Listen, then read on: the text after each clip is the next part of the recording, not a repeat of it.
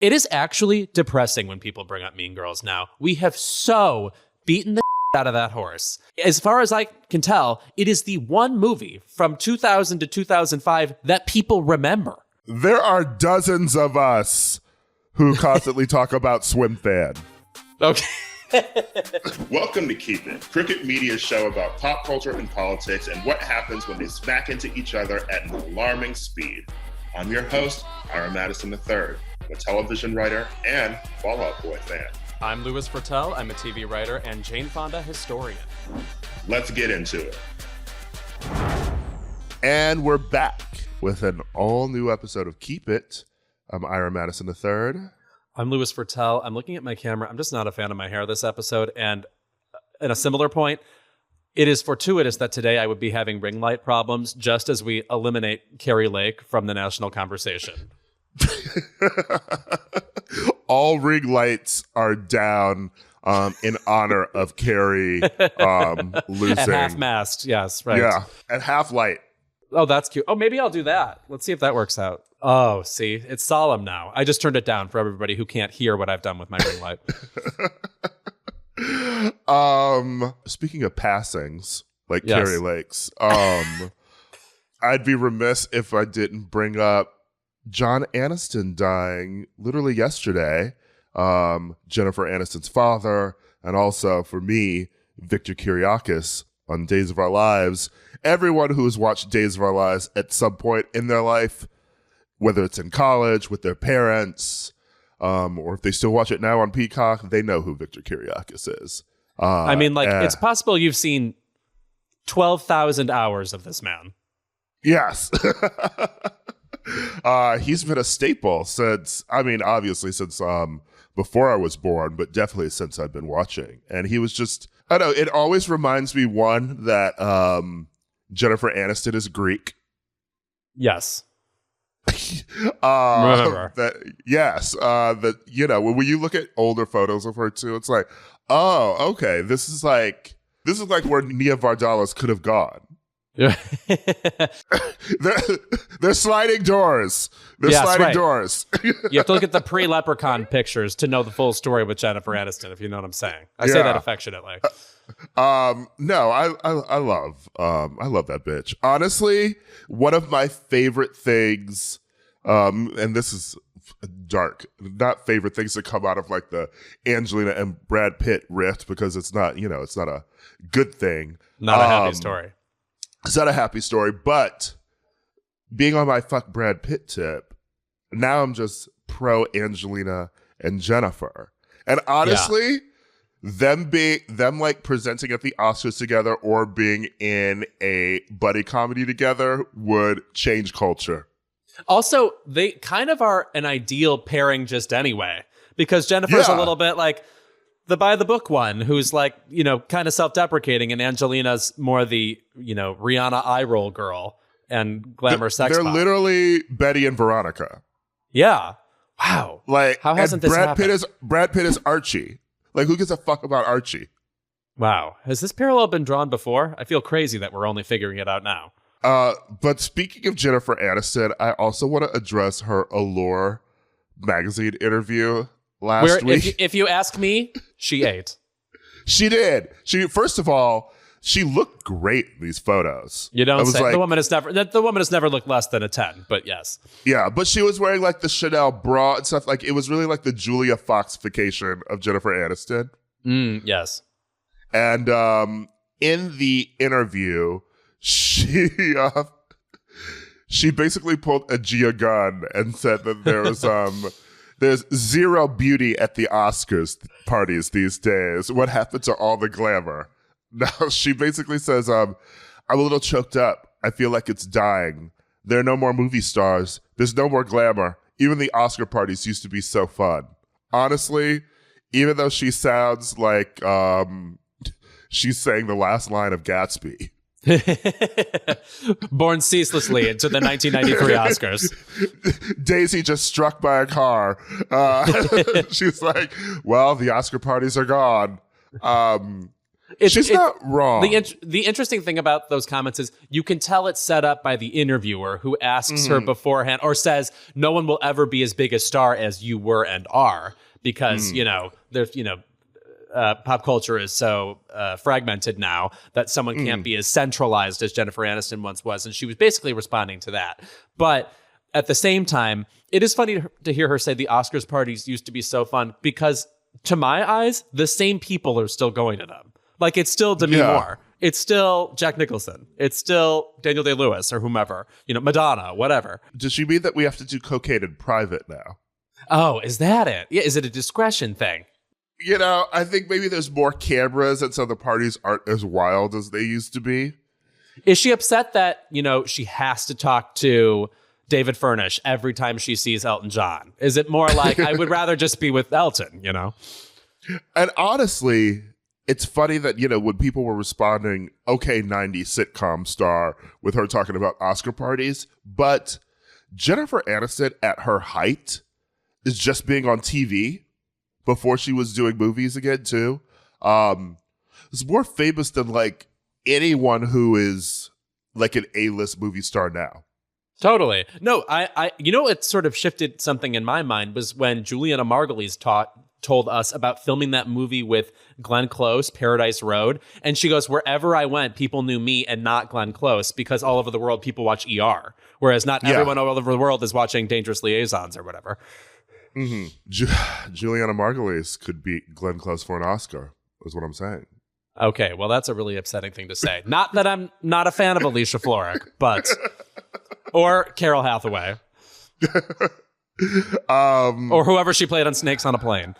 Before we start our show, speaking of the Oscars, I do want to shout out that I would like the Oscars to introduce a horror category.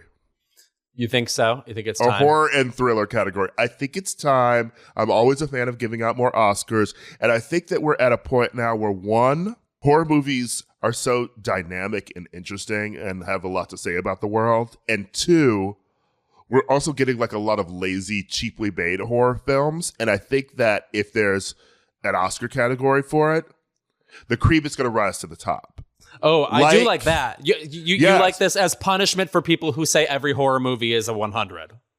Yeah. People who say every horror movie is a 100, they're wrong. But people who also in the industry who won't, regard a horror film as fucking excellent are wrong too.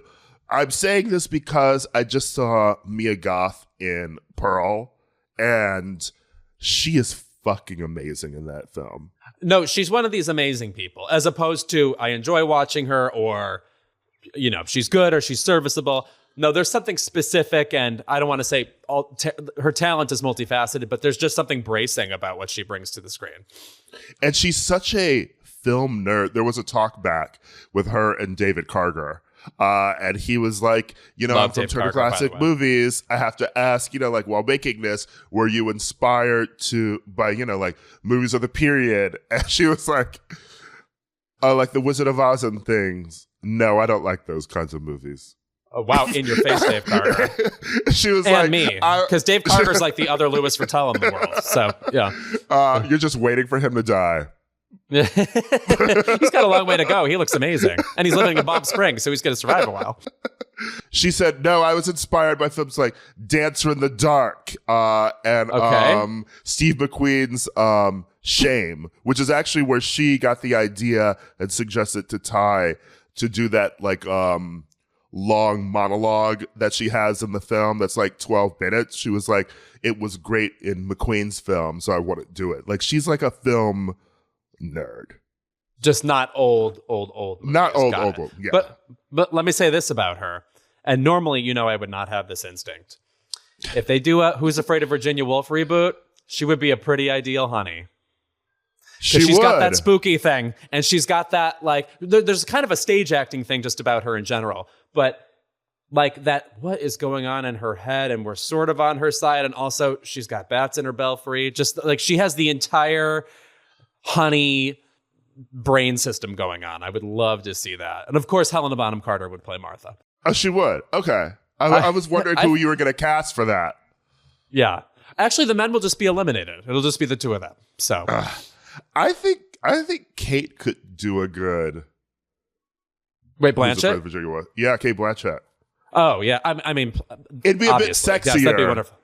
Yeah, but and also she would be 20 years older than Elizabeth Taylor was, who I believe was 33 when she filmed that movie.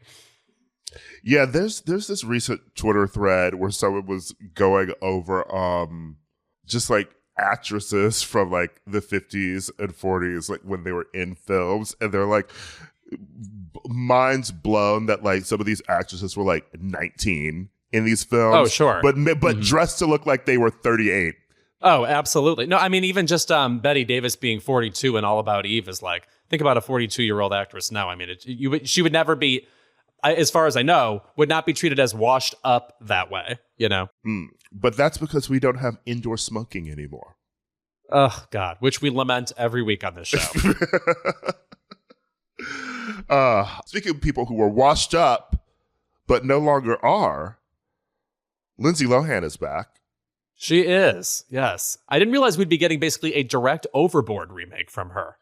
Yeah, so she's back with a Christmas film, and also Wakanda Forever is out. The Black Panther rises again, or rather the Black Pantheress. Yes. I'm obsessed with the spoilers word Pantheress. Ahead. Yeah. Pantheress is a word. It's just so funny. Feminization of certain words is just LOL every time. I can't explain it. Yes, there'll be spoilers in the Wakanda Forever conversation, so you can skip that part if you haven't seen it. But I feel like everyone knows it's a Pantheress because there are only women in this film. Yeah, who the fuck else would it be? Yeah.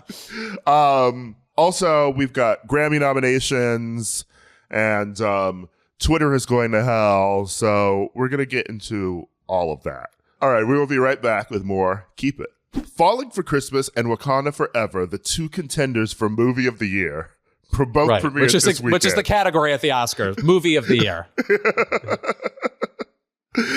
How do we feel about these equally important films and the returns of our royals, Angela Bassett and Lindsey Lohan? Let's get into Miss Lindsey first.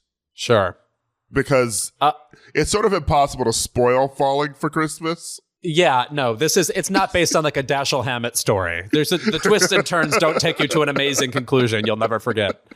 There's one twist. Correct. And that she gets amnesia when she has a skiing accident and then meets a lovely innkeeper played by Cord Overstreet.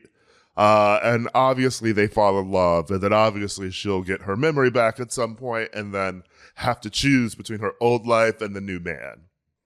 Right. I would say this.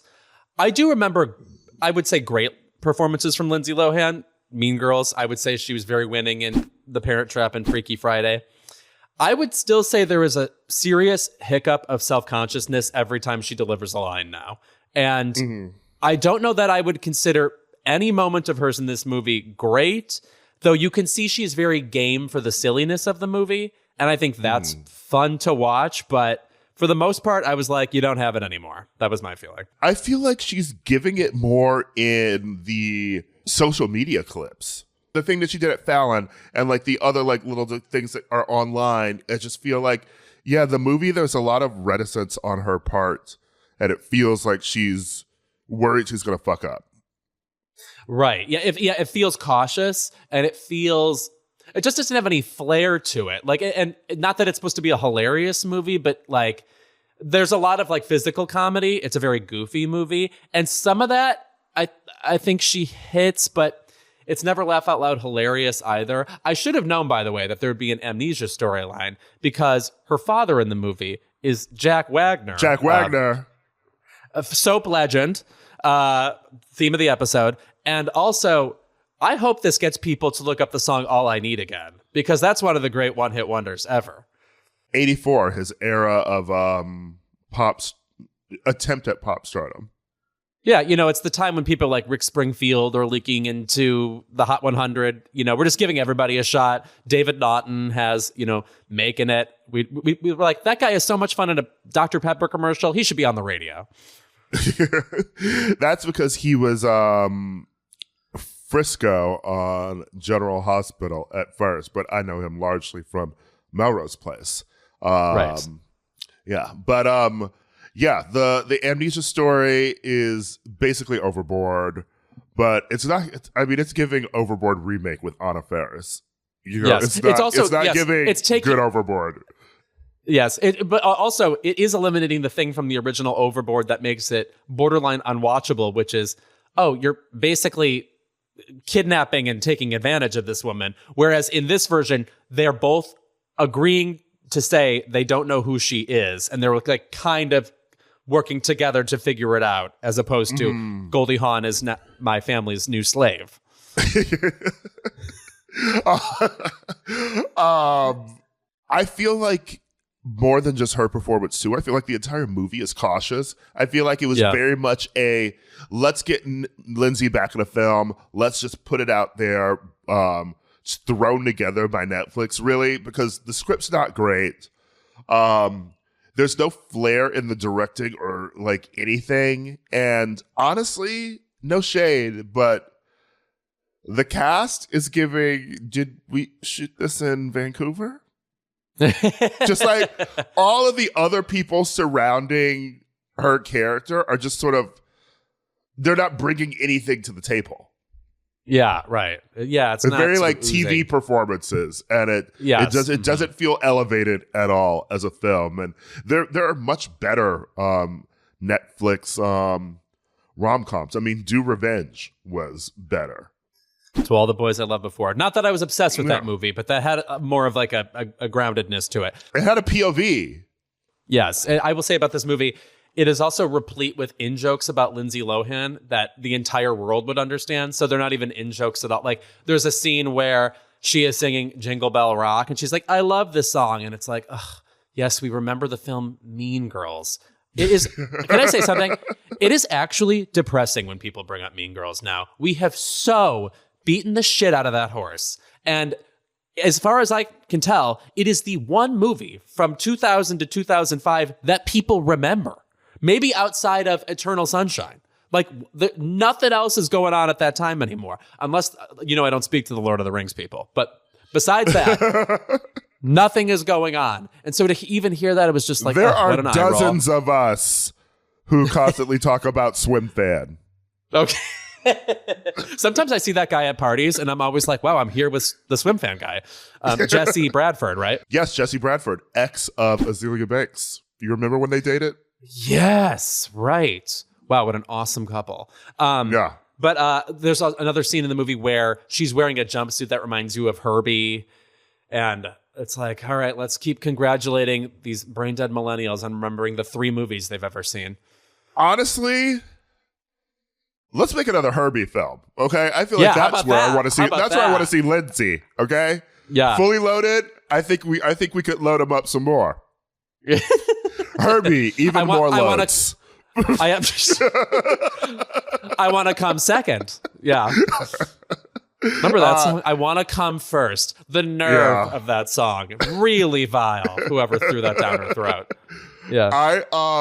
The other cautiousness in the script is mainly in her character too, because she's supposed to be this selfish rich bitch, but they also make her so nice sort of in the beginning. She sort of just doesn't know how to do things for herself, but she's not giving like, I don't know, like Fallon in the Dynasty reboot, who I thought Liz Gillies played like a really good bitch and like updated the character of Fallon in the Dynasty world as opposed to what the original series was. Like, we've seen like she wasn't even giving like Hillary Banks on Fresh Prince, like there's no panache to her rich bitch character. So then when she gets amnesia, she's just sort of boring too.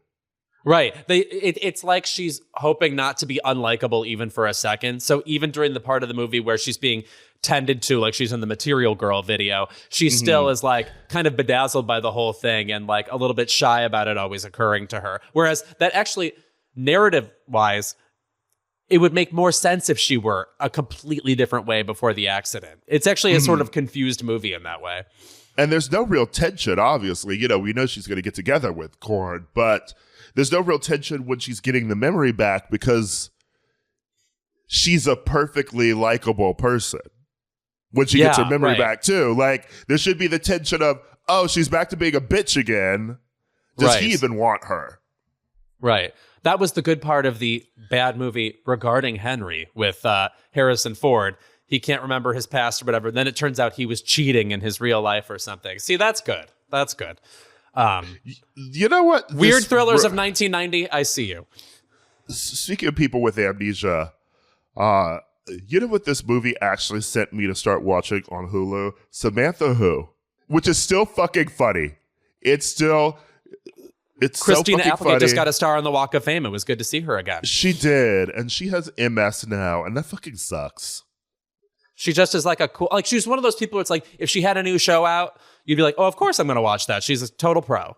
You know, she was great on that Up All Night and Jessie. Yeah. Anytime we gave her something to do, she'd be great at it. And I will always fondly remember seeing her at Sweet Charity on Broadway. Truly one of my first Broadway shows I ever saw. She was just a light. And Samantha Who is still very funny. The 2 seasons are on Hulu. Jean Smart is fucking hilarious in it. Jennifer Esposito is hilarious in it. I wish she still acted. Jennifer Esposito, we talked about her on the podcast once, I thought, and we were like racking our brains for the last time we saw her. I hate when I have that feeling. Yeah, Melissa McCarthy's in it too. She's great. And honestly, like, Barry Watson is good. And it's always nice to see someone escape the Seventh Heaven ghetto. Yeah, a lot of people, a lot of dubious stories coming out of that ghetto. Yeah. A word I wouldn't say to describe that, but very well. Are we going to talk about Wakanda Forever now? Yes, okay. Wakanda Forever. Now, let me just say before we begin, I loved the first Black Panther, and I, of course, loved the original book, Wakanda Be Kidding Me, by Chelsea Handler. So I was really primed to be a fan of this. I haven't thought about that book title in a minute.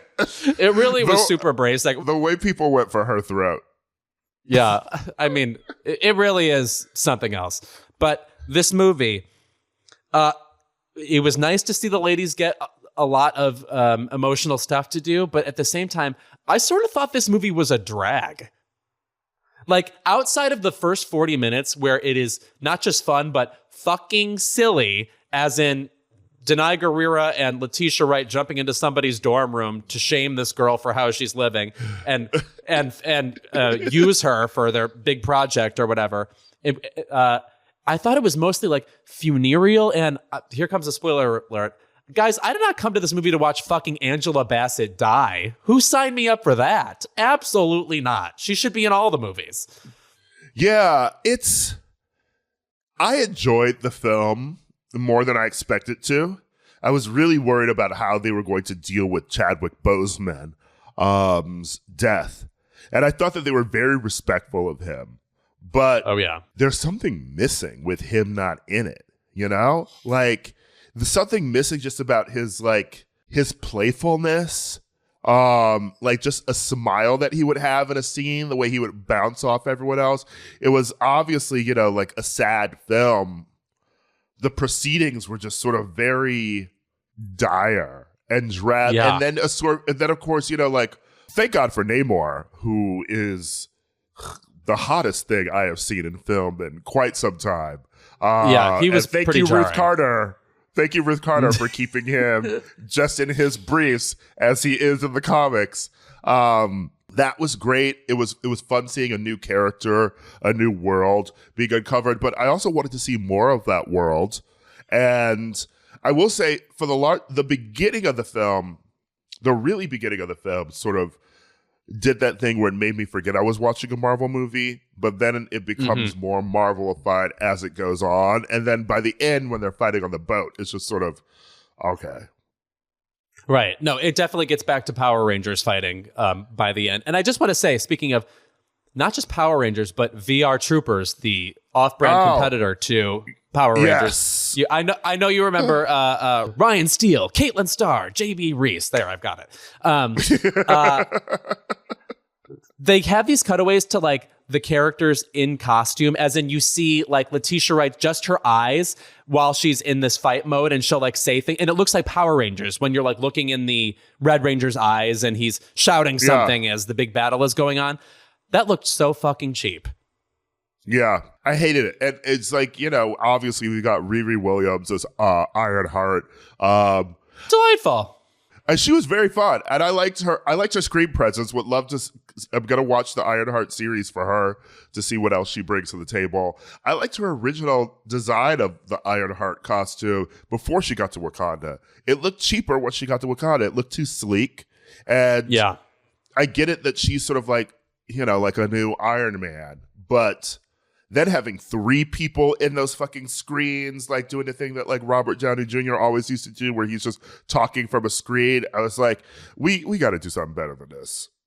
Yeah, I agree. I also like the costume before then better. That said, a lot of the costumes in this movie I do fucking love. I mean, to nobody's surprise, Ruth Carter, of course, nails it. But like Denai Guerrero at the beginning of the movie when she's wearing the sort of blazered version of her outfit. That was such a hot look.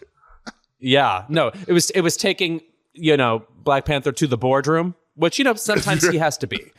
And that was cool to see. It reminded me of my other favorite blazered look, Whoopi Goldberg in Soap Dish. Again, the hottest she's ever looked. Shout out to Soap Dish. I was realizing, too, that is a film that only specific gays, I think, up to our age have seen. It is not a part of gay education. No. It's sort of like we pretend like Death Becomes Her sort of covers it, but there were other things in that vein going on at that time, and this one gets lost in the shuffle. No, you can't say the name Kathy Moriarty to a regular faggot. He'll explode. Yeah. Anyway, Wakanda Forever was enjoyable. I'm glad I went to see it in theaters. Because I've sort of fallen off from Marvel films at the moment. It is definitely too long, but there were enjoyable parts, yes. I tried to feel... I tried to watch Thor, Love and Thunder the other week. Couldn't finish it. No, that movie calls to mind. Something I cannot stand about superhero movies is they all have the same sense of humor. It's always like... So we have the big battle scene, and we're all like big aggro alpha males and females. And then one of them says like self-deprecating joke. And then the more militant one like elbows them in the ribs. Like, I hate that buddy kind of comedy. I hate that. I wish there was like more sophisticated, interesting ways to break up the action of a movie than with this kind of like characters in the office style asides. Yeah, more Rizzoli aisles, Yeah. That just came up yesterday.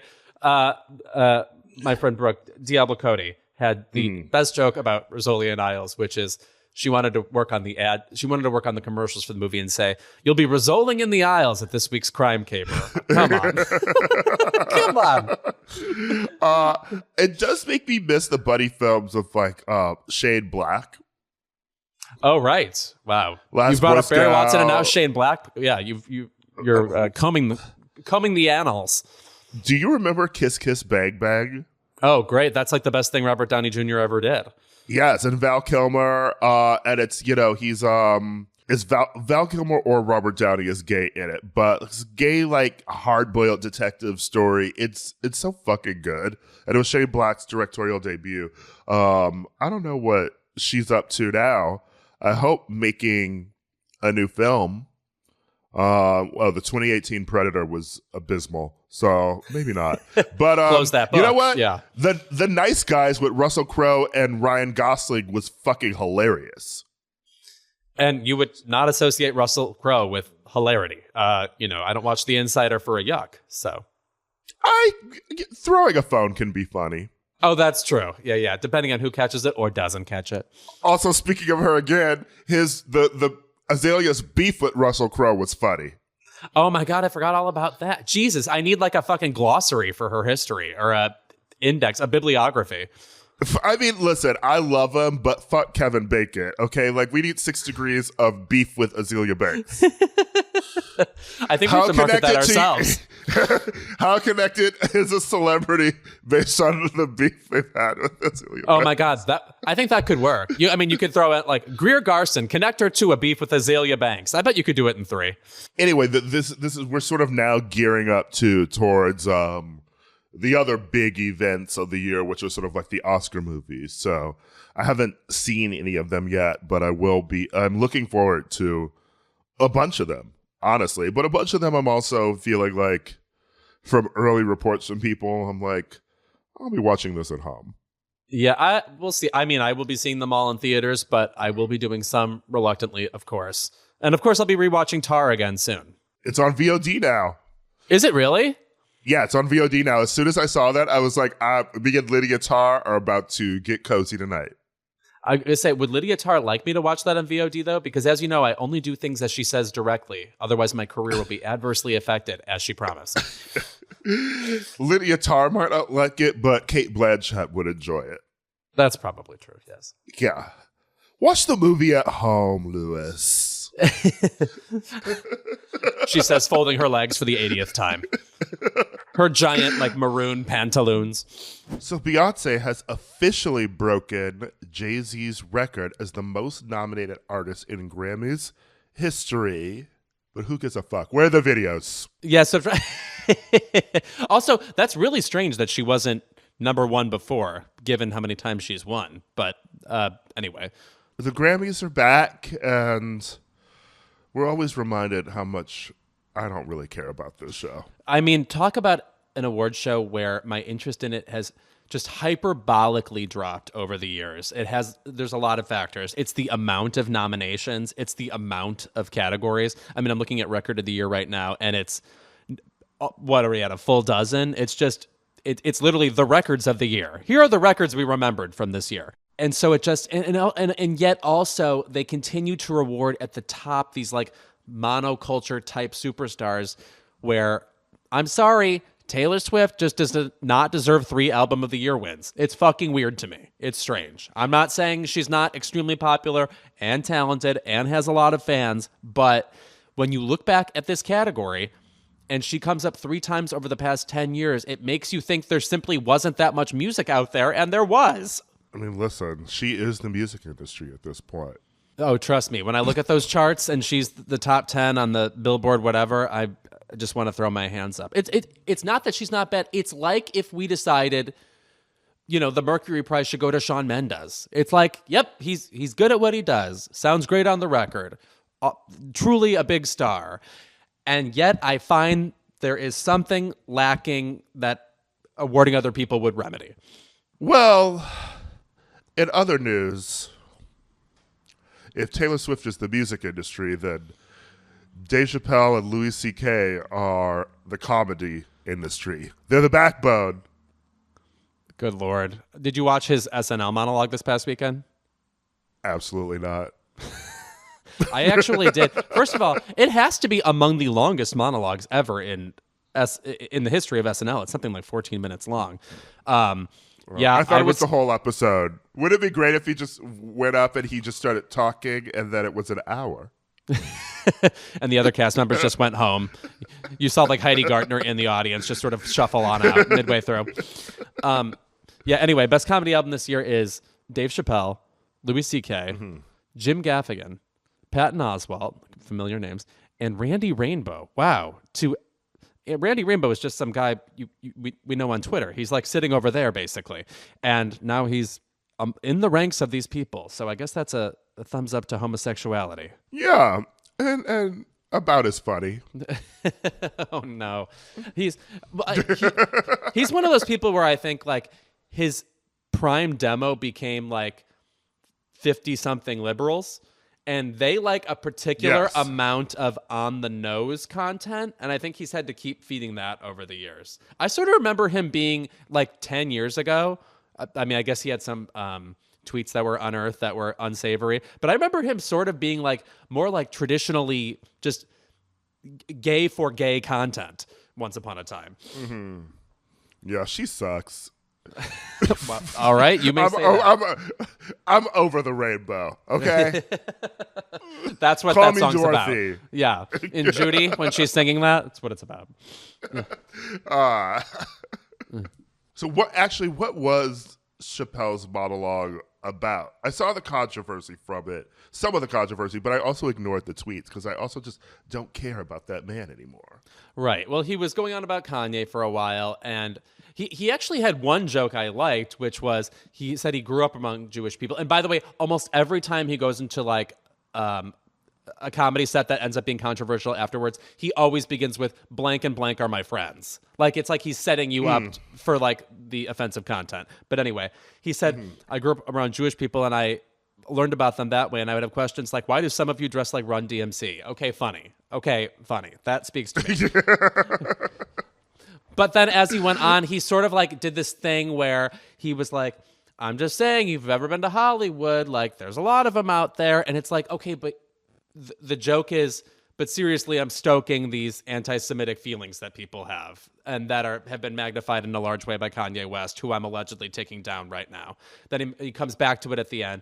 It was ultimately gross from somebody who I guess doesn't get on stage unless he can, quote unquote, get under people's skin, because that's what people of a certain age think is the same thing as being good. Well, these trans people got a break. Hey, they're off the clock right now. They're like, they stayed asleep. Yeah. He wasn't attacking them. I mean, but, shout out to Jewish trans people who obviously felt double attacked. So, right. Okay, yes, moving on back to Grammy nominations.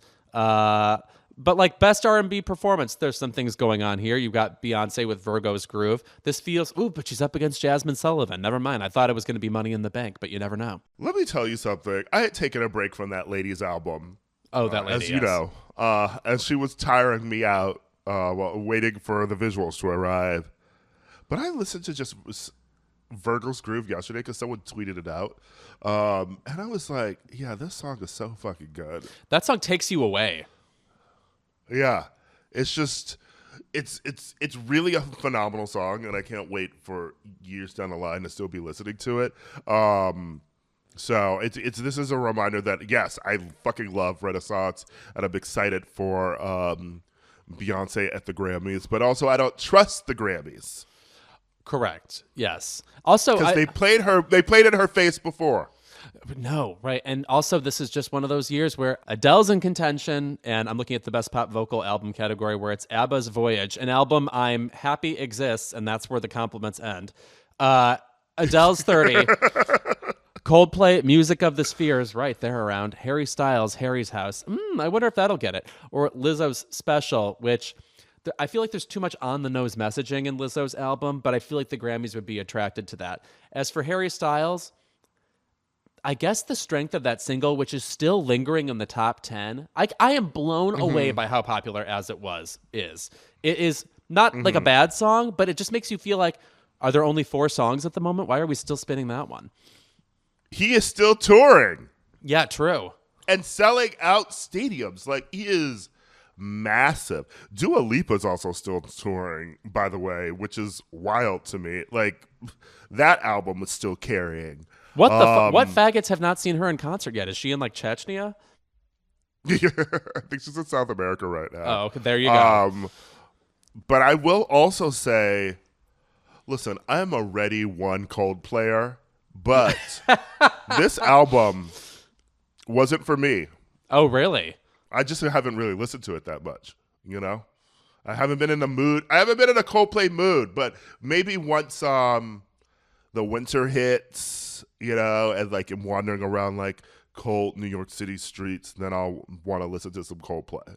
Lizzo was nominated as well for Special, which is interesting because as much as I like that album, I feel like it sort of vanished. Granted, it did come out right like the week before Renaissance or so, but it just like has left no dent besides About Damn Time, which you cannot escape. Which, no, it is really shocking. To me, I was surprised that was the first single because the sound of it is, I wouldn't call it disco, but there's like a Nile Rodgers-y kind of Daft Punk vibe that almost felt like retro to me, like felt like maybe 8 years out of date or 10 years out of date, even if it's a really good song. Meanwhile, all that song does is hold on. I'm going to go to Starbucks right now when it's on. I'm going to go to CVS right now when it's on. So good. I mean, I simply wouldn't have made that A&R choice if I were her, and I'm surprised it did that well. I do love the song. Yo, it's a really good song. I mean, and I generally like the album. I just don't listen to it anymore. Right. Mm-hmm. Yeah, because I think the album's only okay, and that song is great. Yes. I'm excited that my Kings, the Arctic Monkeys, are nominated. Yeah, imagine if they weren't. They're sort of Grammy mainstays, actually. Yeah, they're also mainstays of people who it is difficult to get concert tickets for. The melee that's happening on social media right now with like truly everyone and their mother trying to get a Taylor Swift ticket and also revealing themselves as Taylor Swift fans. I've actually loved this era of Taylor because Folklore was one thing, we're all at home and people were just listening to it, whatever, but like people have come out in force as like, I gotta get a Taylor Swift ticket, and I'm like, I didn't even know you listened to her. Right. I will say that I do think the concept of a quote-unquote Eras tour is inherently funny because anybody putting on a tour is doing all of their old music. So to say like, this one's going to be about the different eras I've had. Right. You mean a concert? Well, an Eras tour is antithetical to a Madonna concert. Well, yes, unless she's doing like the reinvention tour or something where, yes. True. I've always been into that about Madonna, that she for a long time was like, I'm not a jukebox of my old hits or whatever. And I think she also had a lot of disdain for her older songs for a long time, unless they were ballads. She's always been a fan of like Crazy for You. And she's always liked Holiday, for example, which is not a ballad. But no, but like the Madam X tour was Madam X and then like a light smattering of other songs. And my God, I wish it were a heavy smattering. And I think it's also largely for the fact that when I think about Madonna concerts, for the 90s, I always think of like the Blonde Ambition tour, and then I sort of forget that she did the Girly Show tour in 93, like around Erotica, which sort of like had all that backlash, and then she, that tour was 93. And then her next fucking tour was Drowned World in 2001. And I could imagine being our age then, and the last fucking time you got to see Madonna was 93, or maybe you even missed it, and then the Drowned World tour comes out, and it's like, bitch, you're not going to play a single old song? Right. No, because then she basically that was rude. Yes, because she basically was only touring Music, Ray of Light, and then Bedtime Stories. There were a couple of those songs from that time, but you didn't get to hear whatever, Open Your Heart, for example. I'm even looking at her set list for that, and she gives you like Act 4 was called Spanish Girl, Ghetto Girl. Oh my God. Okay. I can just picture her writing that down proudly. You did get La Isla Bonita in that section though. That was like the one throwback. Yeah, you got the Spanish version of What It Feels Like for a Girl, Don't Cry for Me, Argentina, and Holiday. My favorite Spanish anthem. Yes, right. My favorite ghetto girl song, because what do the girls from the ghetto like to do? Well, they like to go on a holiday. Oh my God, man, I gotta get out of this ghetto. I need a holiday. And then you just hear Madonna singing Holiday in the distance. This makes me think there should be a movie called Mrs. Harris Leaves the Ghetto. Get back Leslie Manville. Get back Isabelle Huppert. Anyway. It's a musical now. Yeah. And wait, what is this here? Under Best Arrangement, Instruments, and Vocals, Christine McVie, Songbird, Orchestral Version. It has been ages since I have touted the Bible of Christine McVie, my favorite member of Fleetwood Mac. She released a solo album for the first time in ages this year. I think she's coming up on 80 years old in 2023 too. I am so excited to see her having this moment. She's one of these people where you're constantly, whenever she's brought up or you bring up her songs, Say You Love Me or You Make Loving Fun or Everywhere or whatever, the first phrase out of everybody's mouth is, oh yeah, she's underrated. Oh yeah, I forget about her sometimes. Meanwhile, she's like a front woman in one of the most popular bands of all time. It makes no sense. I'm not saying this to denigrate Stevie, but I'm happy for her in this moment. You know what? I do prefer Stevie, but I do love a Christine McVie song. Please, Little Lies, or we can go back because she wrote Little Lies. Yep, absolutely. And she actually wrote most of their top charting songs. Yes, Don't Stop. Right. She's an icon. So right. I have McVeever. Okay. How have I not said that out loud? Really upsetting that you would have to say that for me. I was in my head before I said it. I was like, surely Lewis has said this before because we've talked about McFever. Right. Which there is no cure, and also just kill yourself. So, who knew that Taylor would end up being the rightful winner? You mean Hicks? Taylor Hicks. Yeah. Yeah. Yeah, I don't like to think about that either. Season 5 is when it got a little stinky over on American Idol. Not that all the contestants beforehand. Season 4 had some fucking losers, by the way, but we can get into that another time. One day we're just going to turn this into a American Idol rewatch podcast. I think what I would want is we would get like the 10 finalists of the top 12, have them on our show in a Zoom format, and give them one question each, and go in reverse, like 12th to 1st. I would love that. I think that's like what we were born to do. Yeah, we've been threatening like going deep on American Idol for a long time. So I think we could get a few good people. I think we should call it the old Diaguard, and it's that's my reference to Cara Diaguardi, and that's what I call us in our spare time.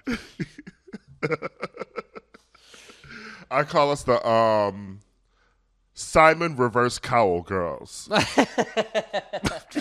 That's also our roller derby team. Yes. Before we get to the big categories, I will say that best score soundtrack for visual media, we have Encanto, No Time to Die, The Power of the Dog, The Batman, and Succession Season 3. And now you know I'm a Bertel filter. Right. I love Nicholas Bertel. We're just coming up with all of the fan names this week. I love Nicholas Bertel, but let me tell you something. Michael Giacchino did things to me with that score for the Batman. Oh, like it's actually the best part of the film. Yeah, right. No, I would say that the best part of that movie is the mood setting. You know, that grisly gray detective story sort of vibe. As long as it is, I put it on a plane or I put it on again at home, and I think just the mood and the music of it, like the rhythm of that film, makes it easily rewatchable. Yeah, I would say in that way it's most comparable to the original Black Panther, where it's like musically something is going on in that movie that takes you on a singular journey that removes it from just being a superhero movie. Yeah, there wasn't a lot of memorable music in Wakanda Forever. Although I will say shout out to them using a song from Snow the Product, who is a rapper that I love. She's fantastic, a Spanish rapper. You didn't love the other Rihanna song? Yeah. So, album of the year.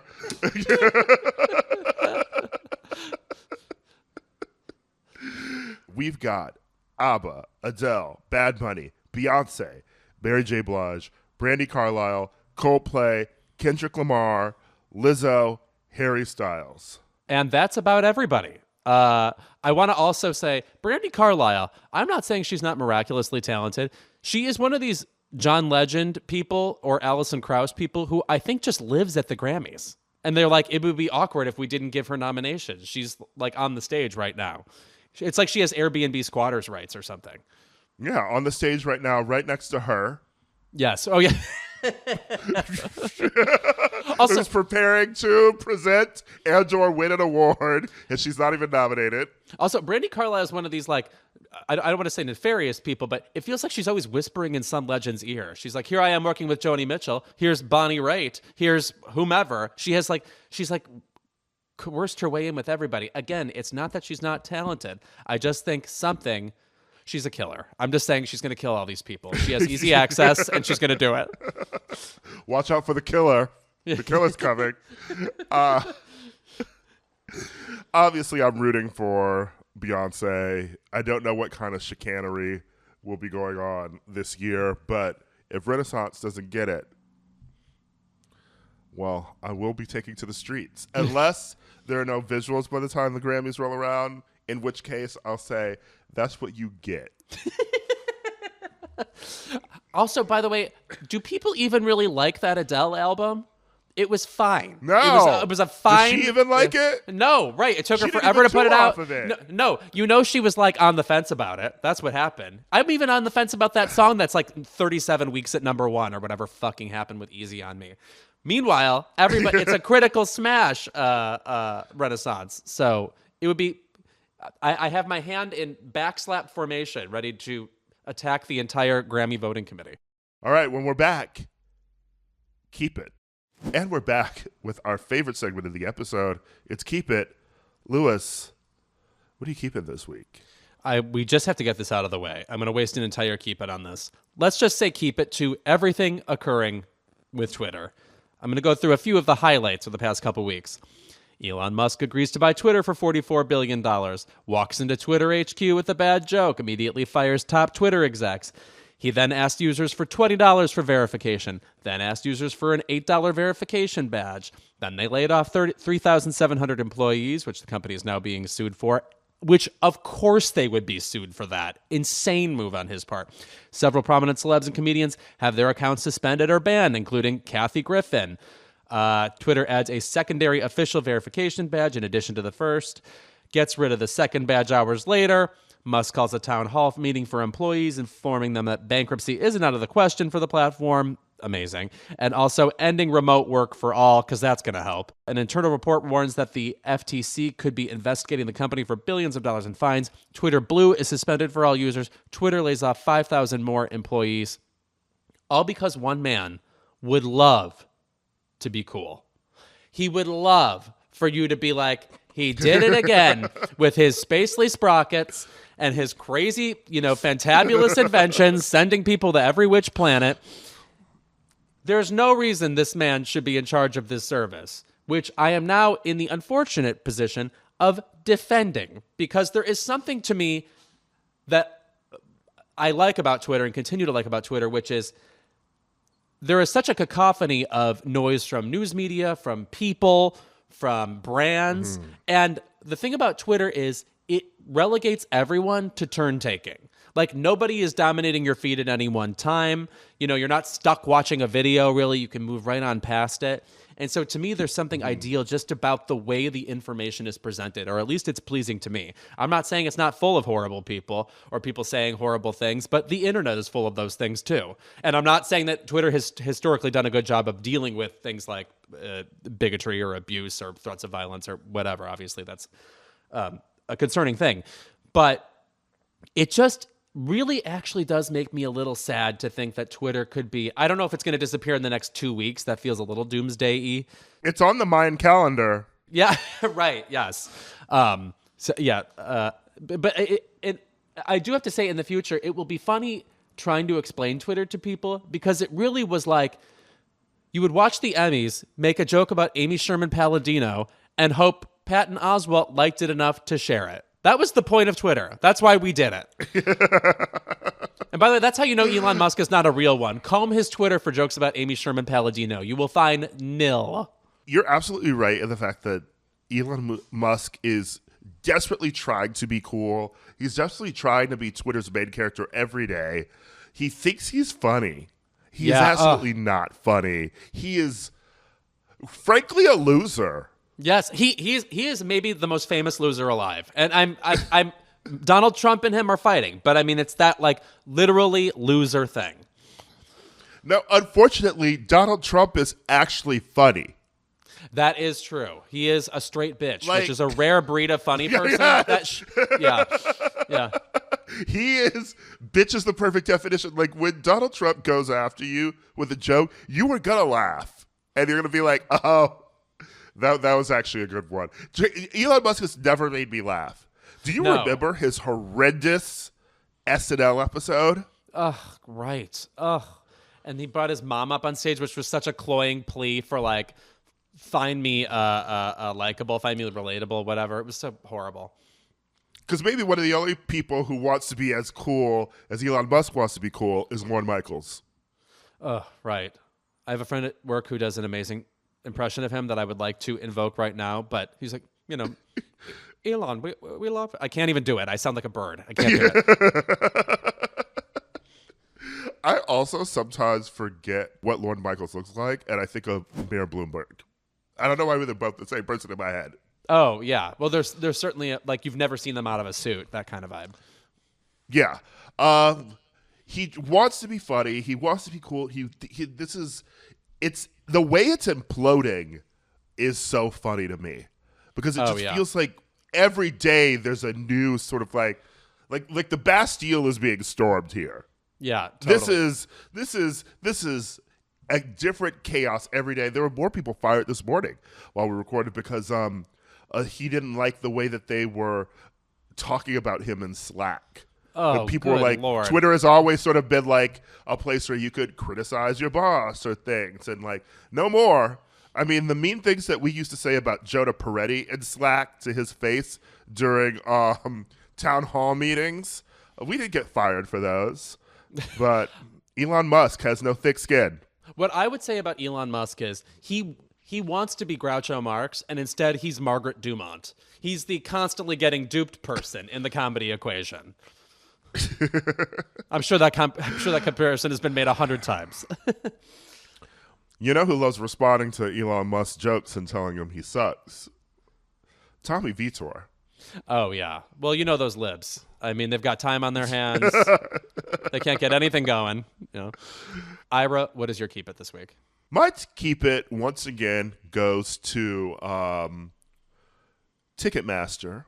Oh. Master is apt, okay? Because I am on the plantation getting whipped as I am trying to get tickets to anybody.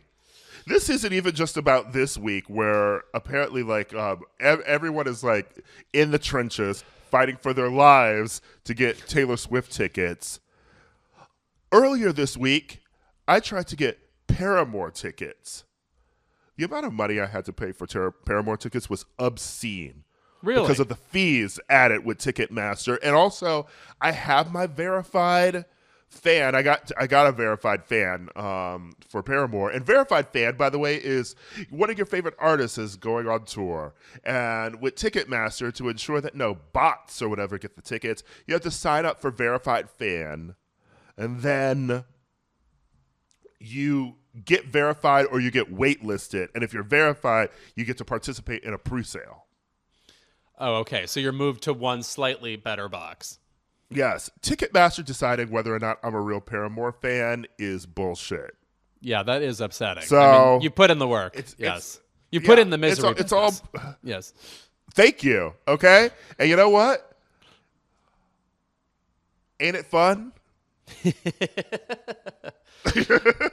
This is an age-old keep it. I feel like as long as I've been conscious of getting live tickets, Ticketmaster has just been the absolutely vexing, labyrinthine, red tape-laden thing at the center of this universe. Maybe we need to go back to people having to line up at the box office to get tickets. I don't know. There's also 8 billion people in the world now, and all of them want a Taylor Swift ticket. So, and in Taylor Swift's version of the apocalypse, we're all just in line for her. So there you go. Yeah, maybe we do need to be killing off a bunch of people, you know? Bring back eugenics, but for white Shirley people. Jackson's The Lottery, we see you. And this is just a harbinger, you know, of Beyonce, potentially Rihanna, potentially Janet, like anybody you're interested in who's going on tour next year, you're going to be going through the same hell. And Ticketmaster has also introduced dynamic pricing. That sounds deeply apocalyptic. The prices are higher depending on how many people are logged on and want them. Insane. Sick. Oh, that is gross. I'm swallowing my anger right now. So Biden has already said that his administration is going after places like Ticketmaster for their hidden fees, but let's work a little faster, Joe. Yeah, right. Okay. He staved off the red wave, and now, you know, it's time to take down Ticketmaster. I would love to see it. And then I would also love to see him at a Paramore concert. Honestly, I think Biden would have fun at a Paramore concert. His favorite song would probably be Playing God. Sure. Got a little relatability. You've never heard of this song. You've sure never haven't. heard of this song. Nope. I can't do the rock music, as you know. Like I can when people are like, "Oh, I still love this isn't really rock music. Panic at the Disco all these years later." I'm like, I could not be more thrilled to be rid of that era. But anyway, go ahead. Well, when we eventually scam Haley Williams into coming on to Keep It, you're going to have to listen to it. All right. No, she seems great. Of course I would love to talk to her. Anyway, that's Keep It.